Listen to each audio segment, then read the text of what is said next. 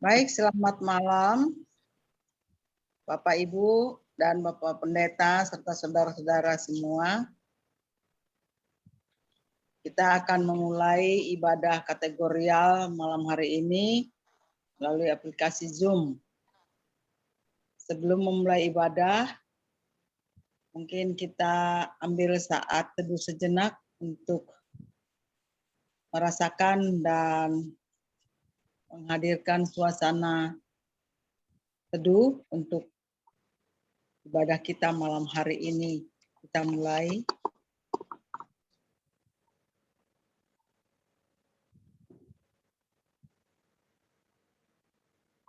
Ya.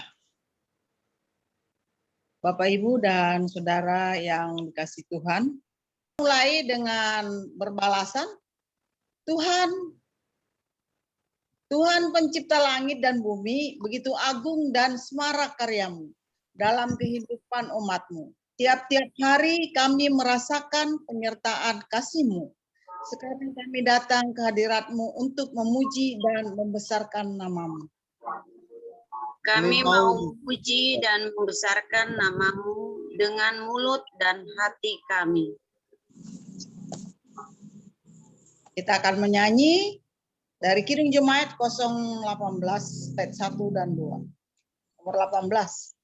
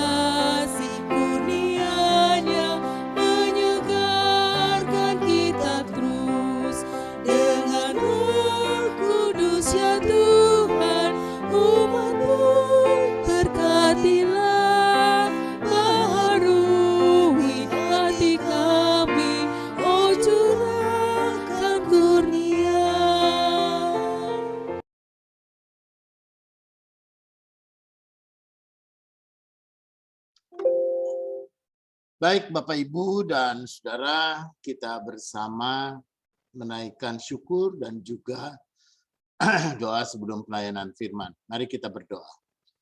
Bapa dalam sorga, dalam sukacita dan juga di dalam syukur kami. Karena anugerah, kasih, dan kebaikan Tuhan yang terus melimpahi. Dan di saat ini dengan sungguh Tuhan, kami mau mendengarkan firman-Mu. Biarlah firman itu yang sungguh kami jadikan sebagai tuntunan dalam hidup kami. Terlebih ketika kami pun juga bersama-sama hadir di tengah-tengah zaman yang penuh dengan perubahan dan zaman yang terus berubah. Ke dalam tangan-Mu Tuhan kami sungguh mau menyerahkan diri dan dengan kuasa Roh Kudus kami pun juga disertai untuk merenungkan firman-Mu. Tuhan yang mengurapi hamba-Mu untuk dapat melayankan firman. Amin. Saudara, kita akan bersama membaca bagian Alkitab kita dari Injil Matius. Injil Matius pasal 14 ayat 24 sampai dengan ke 32. Ini bagian dari cuplikan Tuhan Yesus berjalan di atas air. Begini katanya. Perahu murid-muridnya dari pantai, murid-muridnya sudah beberapa mil jauh miliknya dari pantai. Dan diombang-ambingkan gelombang karena angin saka. Kira-kira jam 3 malam datanglah Yesus kepada mereka berjalan di atas air. Ketika murid-muridnya melihat dia berjalan di atas air, mereka terkejut dan berseru, "Itu hantu!" Lalu berteriak-teriak karena takut. Tetapi segera Yesus berkata kepada mereka, "Tenanglah, aku ini, jangan takut." Lalu Petrus berseru dan menjawab dia, "Tuhan, apabila Engkau itu, suruhlah aku datang kepadamu berjalan di atas air." Kata Yesus, "Datanglah." Maka Petrus turun dari perahu dan berjalan di atas air mendapatkan Yesus. Tetapi ketika dirasanya tiupan angin, takutlah ia dan mulai tenggelam lalu berteriak, "Tuhan, tolonglah aku." Segera Yesus mengulurkan tangannya memegang dia dan berkata, "Hei, orang yang kurang percaya, mengapa engkau bimbang?" Lalu mereka naik ke perahu dan angin pun redalah. Saudara, demikian pembacaan Alkitab. Berbahagia mereka yang mendengarkan firman Tuhan dan memelihara dalam hidupnya. Haleluya. Bapak, Ibu, dan saudara-saudara yang kekasih di dalam Tuhan, salah satu anugerah manusia adalah kemampuan untuk memperkirakan atau prakiraan, atau kemampuan manusia untuk membuat prediksi apa yang akan terjadi. Bahkan saudara, mungkin semua makhluk ya Tuhan anugerahkan itu. Contohnya kalau mendung, awan langit kita mendung hitam dan kemudian gelap gitu, setengah gelap, lalu ada petir, lalu kemudian ada guntur, maka langsung kita mengatakan ini pasti sebentar akan hujan. Ya kan, hari pasti akan hujan. Saudara, kita mampu kok memprediksi gitu ya untuk hal-hal yang sederhana. Dan bahkan saudara, binatang pun juga tahu. Ya, kalau saya kan lama di Jogja. Jadi kalau Gunung Merapi mau meletus itu binatang-binatang tuh tahu. Ya, dia entah punya feeling apa, entah seperti apa, lalu kemudian dia turun gunung. Dia turun, gitu kan. Jadi kalau kita ngelihat ada musang lari, lalu kemudian ada apa lari turun gunung, itu memperkirakan kira-kira akan ada gunung meletus atau gempa bumi oleh karena gunung, ya tektonik. Saudara, bahkan ketika manusia ini pun juga semakin lama banyak belajar, maka manusia pun juga bisa memperkirakan. Ya, para pialang atau pemain saham, dia bisa kok memperkirakan ya sebuah perusahaan ini apakah dia akan maju, apakah dia akan terus berkembang sehingga sahamnya layak untuk dibeli, atau bahkan ada perusahaan yang mungkin tidak akan maju dan mungkin kalaupun juga dibeli sahamnya tidak akan baik keuntungannya. Saudara, ada banyak para pialang juga mampu tuh melakukan prediksi-prediksi yang memperkirakan apa yang akan terjadi dari kehidupan dan apa yang akan terjadi dari realitas hidup kita untuk misalkan beberapa ke depan, meskipun ya vita ignorantia, ya kata seorang filsuf, kita tidak pernah tahu tentang hidup. Apa yang akan terjadi 10 menit lagi kita tidak tahu akan hidup kita. Tetapi kalau kita memperkirakan kira-kira apa yang akan terjadi, seperti apa nanti 10 menit lagi, kita bisa membuat perencanaan, rekayasa, kira-kira kita bisa memperkirakan apa yang akan terjadi dan seperti apa kejadiannya. Saudara, dalam renungan kita saat ini, saudara, kita akan merenungkan apa yang terjadi dengan kehidupan dunia kita. Saudara, seorang penulis buku Francis Fukuyama, dia memperkirakan saudara akan terjadi sebuah disruption, Disruption yang terjadi itu oleh perubahan-perubahan yang sangat besar dalam dunia kita ini, oleh karena kemajuan teknologi digital dan kemajuan teknologi elektronik. Bapak Ibu bisa bayangkan ketika misalnya orang memperkirakan tentang artificial intelligence, ya artinya tentang kecerdasan komputer, tentang kecerdasan alat-alat kita. Bapak Ibu bisa bayangkan, Bapak Ibu ini paling ada yang sebagian nonton dengan handphone, atau mungkin sebagian ikut kebaktian dengan handphone, atau sebagian ikut dengan laptop. Tahun 90 Bapak Ibu ingat, tahun 90 kita ingat tahun 90 dulu ya. Tahun 87 saya baru jadi pendeta. Boro-boro kepikir kita akan punya gadget. Boro-boro kita kepikir dengan handphone itu semua data bisa kita baca, kita bisa menyimpan data, dan bahkan dengan seperti komputer kecil dalam genggaman tangan kita, kita bisa berkomunikasi dengan semua orang di belahan dunia manapun. Kita bisa melihat wajah orang, dan bahkan kita pun juga sekarang bisa belanja dan membeli apapun dengan melalui handphone, nggak usah keluar rumah. Bapak Ibu bisa bayangkan kemajuan teknologi yang sedemikian cepat dan sedemikian hebat, maka apa yang namanya disruption? Di satu pihak orang akan kemudian maju, tetapi di pihak lain akan ada yang hilang. Contoh, misalnya dengan kecenderungan orang dengan belanja online, sekarang saudara ada banyak kok toko-toko baju, entah yang besar-besar seperti Matahari misalnya, atau seperti Ramayana misalnya, gitu kan, sudah tidak lagi banyak pengunjungnya. Bapak Ibu bisa bayangkan, orang sekarang lalu kemudian restoran dan apa, orang jarang sekarang untuk pergi ke restoran, apalagi masa pandemi kayak begini. Orang pesan online aja. Gitu kan, orang pesan online, orang di rumah, lalu kemudian orang bisa membeli. Saudara, ada banyak hal yang kemudian disruption ini lalu kemudian menghilangkan ya sebagian jenis-jenis pekerjaan, tetapi muncul jenis pekerjaan baru. Nah, saudara, bagaimana dengan dunia kita, kehidupan kita? Ya, mungkin suatu ketika saudara gereja kita tidak akan lagi penuh dan berdesak-desakan.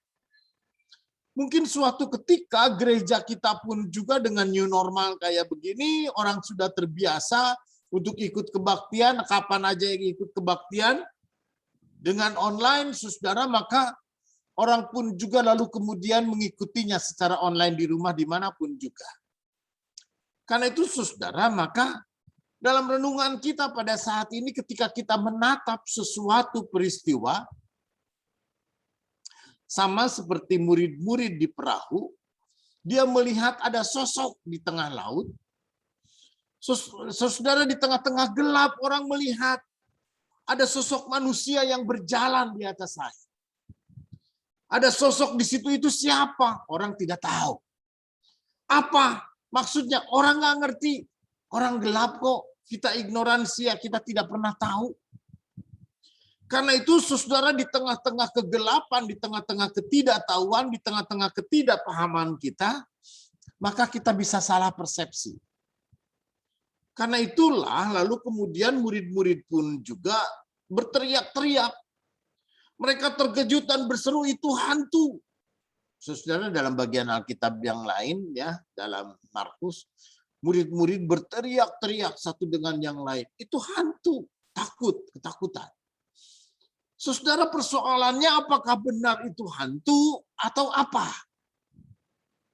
Tetapi seringkali kita berawal dari persepsi kita yang kemudian membuat kita menjadi takut.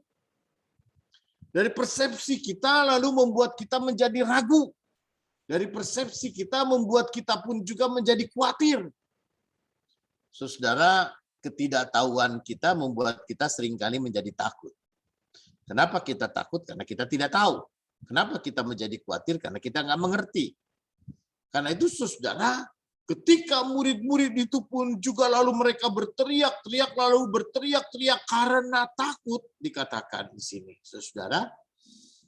Lalu kemudian Yesus berkata, tenanglah, aku ini, jangan takut. Nah, karena itu saudara yang kekasih di dalam Tuhan, Ketika murid-murid ini pun juga lalu kemudian berteriak-teriak dan mengatakan, aku ini, ya, jangan takut. Lalu apa yang Petrus katakan? Petrus sebagai pemimpin, saudara, ya, pemimpin murid-muridnya. Dalam banyak hal Petruslah menjadi yang terdepan. Lalu kemudian Petrus berseru dan menjawab, Tuhan, apabila engkau itu, suruhlah aku datang kepadamu berjalan di atas air. Saudara yang kekasih di dalam Tuhan, apa yang dilakukan oleh Petrus? Yang dilakukan oleh Petrus adalah sebuah inisiatif. Sesuatu yang harus dia lakukan dan harus dia putuskan. Apakah dia akan tetap di dalam perahu itu lalu kemudian bersama dengan murid-muridnya yang berteriak-teriak? Apakah Petrus akan diam-diam saja? Ya udah, itu Tuhan, oke dah.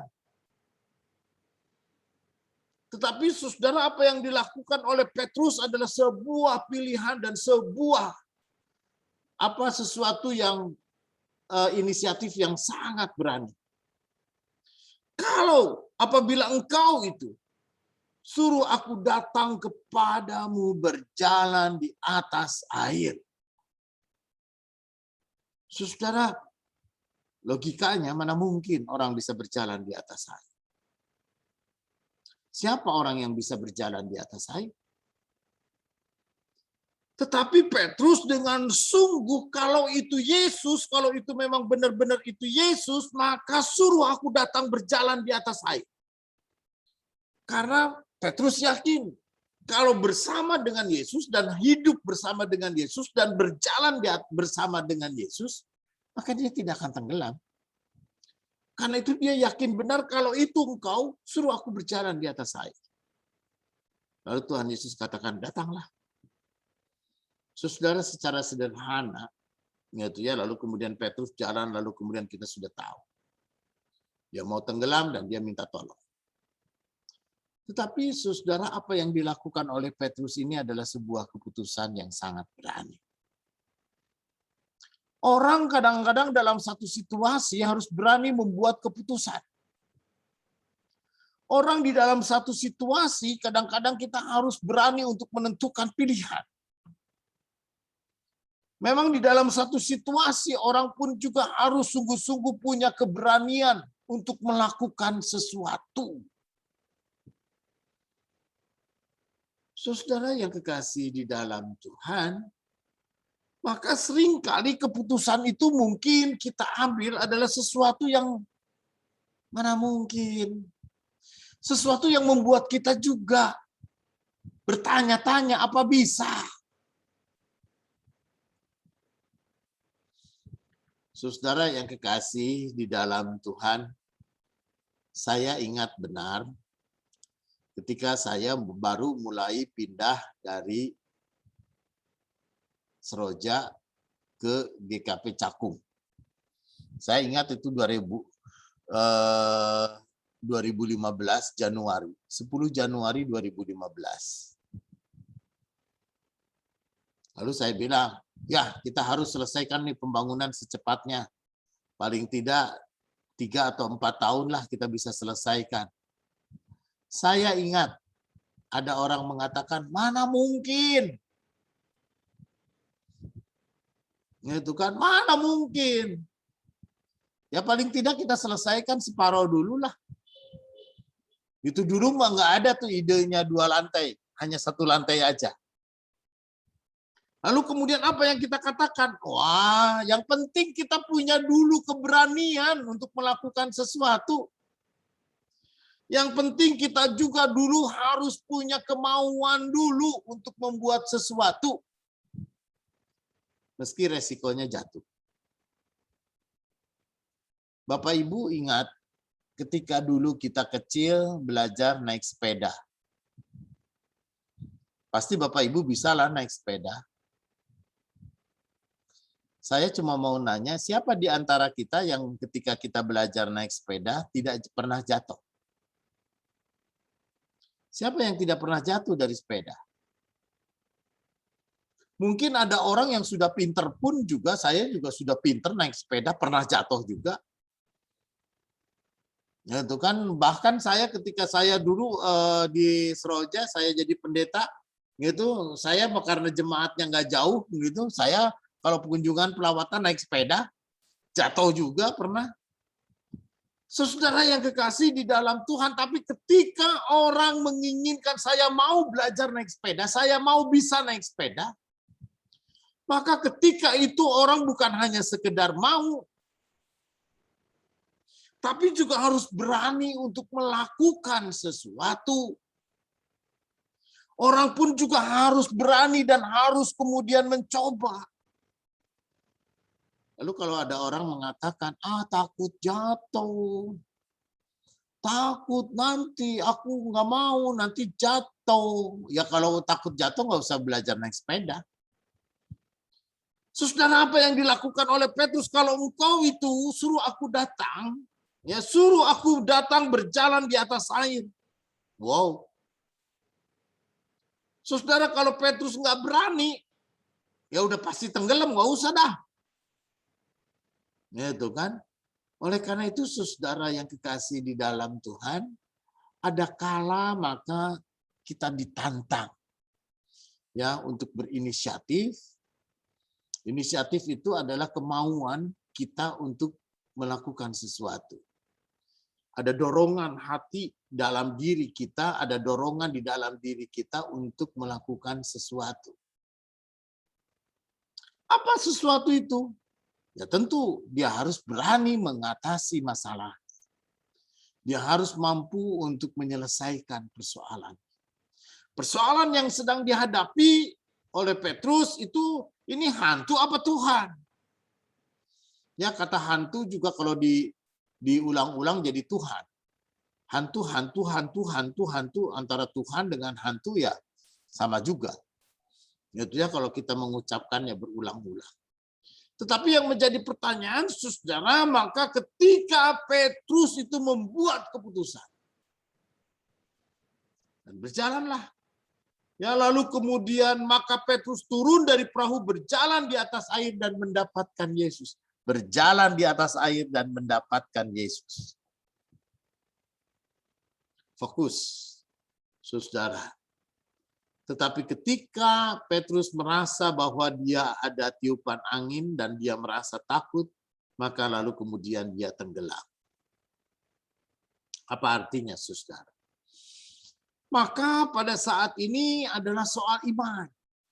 Ketika kita memilih, ketika kita membuat keputusan, dan kalau apa yang kita putuskan itu adalah baik, dan apa yang kita putuskan itu adalah kita rasa benar, dan apa yang kita putuskan itu adalah yang terbaik di hadapan Tuhan, saudara, maka percayalah, yakinlah, Tuhan menyerta dan Tuhan memimpin.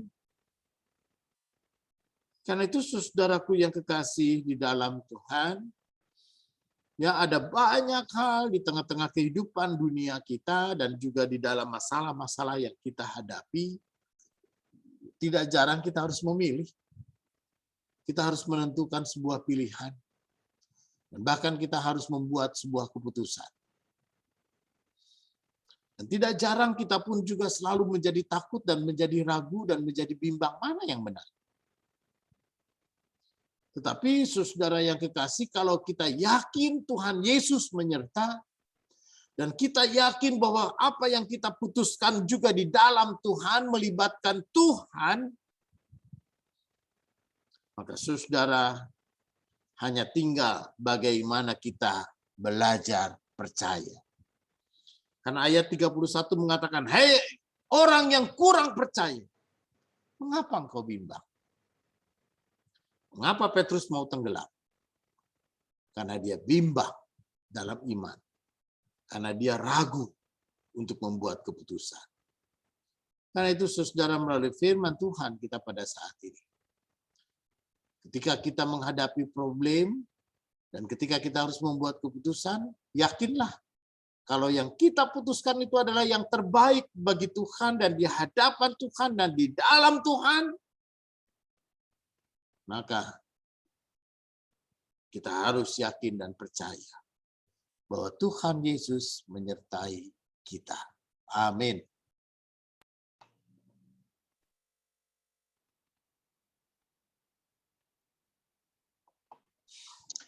Baik, kita bersama menaikkan doa syafaat. Mari kita berdoa. Bapa di dalam sorga, sertai keluarga lepas keluarga di saat ini. Tuhan juga yang menyelidik ke dalam setiap keluarga dan juga setiap hati kami. Ketika kami menghadapi pergumulan dan ketika kami juga harus memilih, dan tidak jarang kami pun juga diperhadapkan dengan pilihan yang tidak mudah. Dan tidak jarang kami pun juga harus menghadapi sesuatu yang sangat sulit. Karena itulah Tuhan Allah Bapa di tengah-tengah ketidaktahuan kami, Tuhan yang menjadi penolong. Agar apa yang kami putuskan juga menjadi yang terbaik bagi hidup kami. Ajari kami selalu percaya dan bergantung sepenuhnya kepada Yesus Tuhan Sang Juru Selamat. Agar kami tidak jatuh tenggelam dan kami belajar percaya dan menggantungkan hidup kami kepada Tuhan Yesus. Sertai kami Tuhan Allah Bapa, anak-anak kami ketika mereka mulai belajar tatap muka.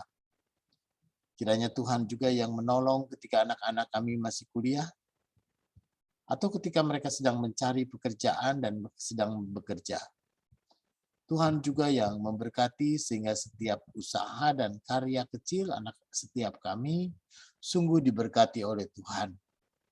Kami boleh menjadi berkat bagi sesama kami, dan kami pun juga boleh menikmati berkat Tuhan dalam hidup kami. Tuhan berikan kami kesehatan semua, setiap orang, setiap pribadi dalam keluarga, sehingga kami boleh sungguh menikmati sukacita kami. Kami juga berdoa bagi Ibu Bono dan juga Pak Silitonga, agar di tengah-tengah kelemahan tubuh mereka dan juga usia mereka yang lanjut, kiranya pertolongan Tuhan boleh menjadi nyata. Karena itu Bapa dalam sorga, biarlah di saat ini Tuhan juga hadir. Baik pribadi lepas pribadi, agar setiap tantangan dan setiap pergumulan yang kami hadapi, kami yakin kami bisa melewatinya karena kami boleh berjalan bersama dengan Tuhan Yesus. Inilah doa kami Tuhan. Amin.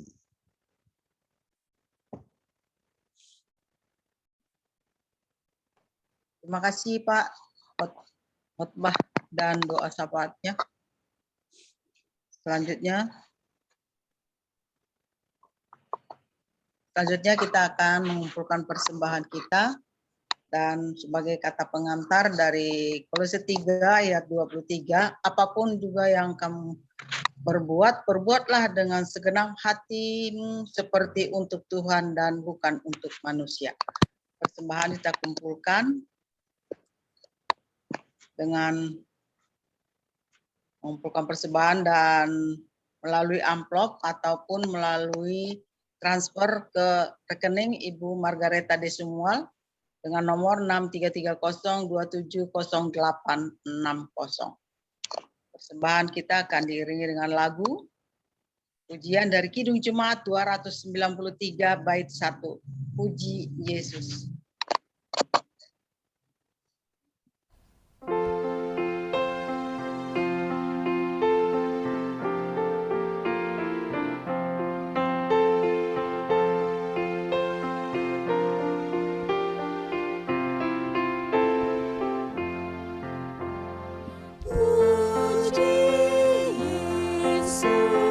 Pujilah Juru Selamat, lagi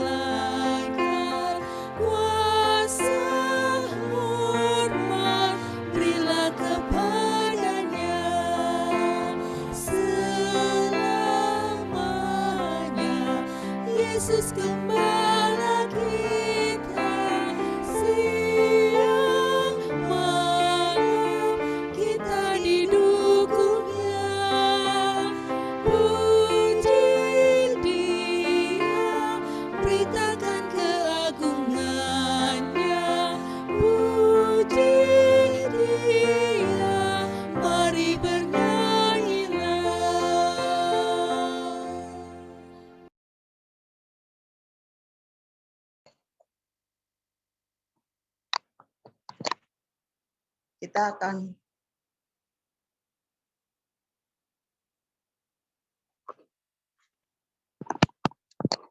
kita akan menyerahkan persembahan kita dengan doa.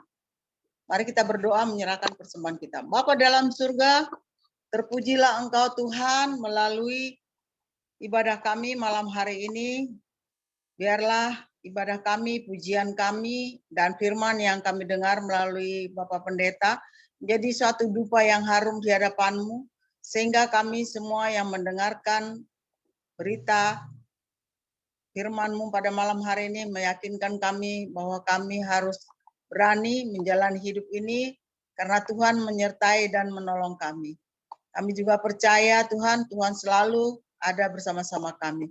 Itu sebabnya kami malam hari ini Tuhan mengumpulkan persembahan kami sebagai rasa syukur untuk berkat-berkat Tuhan yang kami terima setiap hari. Terima kasih Tuhan, biarlah persembahan ini menjadi terpakai untuk pelebaran dan pekerjaan Tuhan di dalam jemaat kami di Gereja Ephatha Cakung. Terima kasih Tuhan, terpujilah Engkau melalui anak-anak-Mu dan melalui pekerjaan kami semuanya. Dalam nama Yesus Kristus kami sudah berdoa dan mengucap syukur. Amin.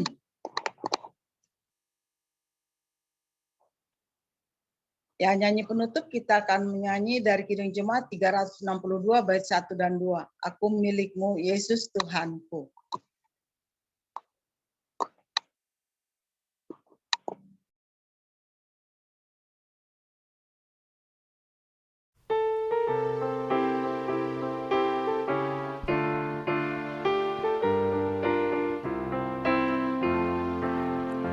Aku milikmu, Yesus Tuhanku, ku dengar suaramu. Ku merindukan datang mendekat dan diraih olehmu. Raih daku dan dekatkanlah pada kaki salibmu. Raih daku, raih dan dekatkanlah ke sisimu, Tuhanku.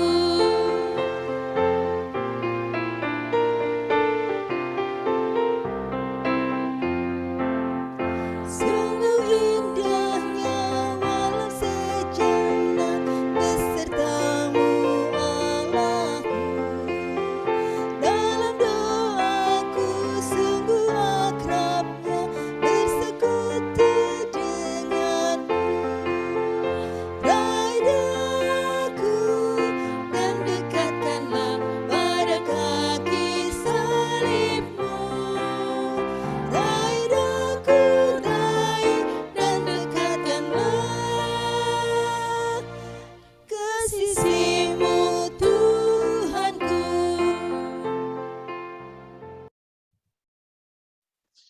Baik, saudara, saat kita menerima berkat Tuhan, kiranya kasih karunia Tuhan Yesus Kristus dan kasih Allah dan persekutuan Roh Kudus menyertai saudara dari sekarang ini sampai selama-lamanya. Amin. Bapa, terima kasih. Terima kasih. Bapa, terima kasih. Kasih Bapa di dalam surga, Ku berterima kasih. Amin.